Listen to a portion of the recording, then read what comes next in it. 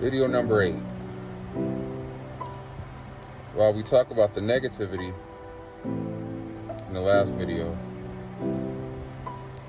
now I want to talk about psyching yourself out from greatness. I had a lot of instances, even on having different levels of success, where I can say I psyched myself out from reaching my potential because I told myself, what if, I'm not as good as I think I am? And one instant I can remember, shout out to Curtis King. Curtis King had invited me out, to his house to chop it up about like brainstorming and reaching my success. And I remember feeling so grateful for the opportunity. And I remember thinking, as he was telling me this, and all these potential things that could lead to, I started to psych myself out by thinking, what if I work with Curtis or anybody else, and I get in this situation where, things are rolling, and I just realized maybe they see through me and I'm not as good as I think I am. And I remember in that instance, when I even look back now, I'm like, man, why did I psych myself out from reaching that potential? Because I knew what I was capable of, but I just kept getting in my own head. And that, wasn't the only instance where I got in my own head and I allowed myself to believe maybe I'm not as good as I think I am. And even when people tell me I'm dope, because you're such a perfectionist of trying to make things right,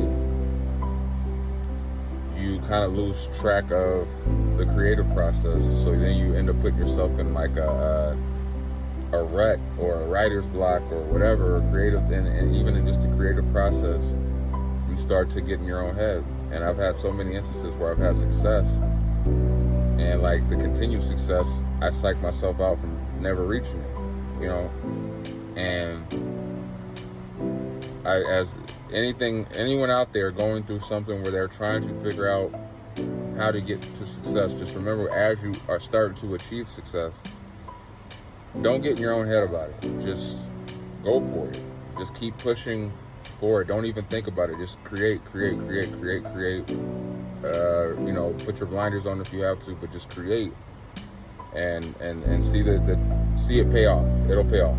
And I just think it's crazy that when I look back, and I want to apologize to Curtis or anybody else that's tried to work with me, and I ended up I was in my own head.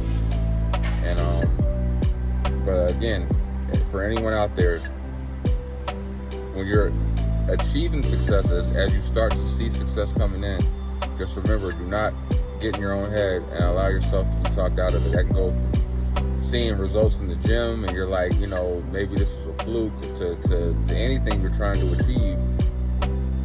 Always embrace it for what it is, like a triumph or overcoming something, and keep moving. But don't allow it to, you're just hyper focused on it, and you're like, maybe this was a fluke, maybe I'm not as good as I think I am, maybe the best I could come up with was what I came out with already.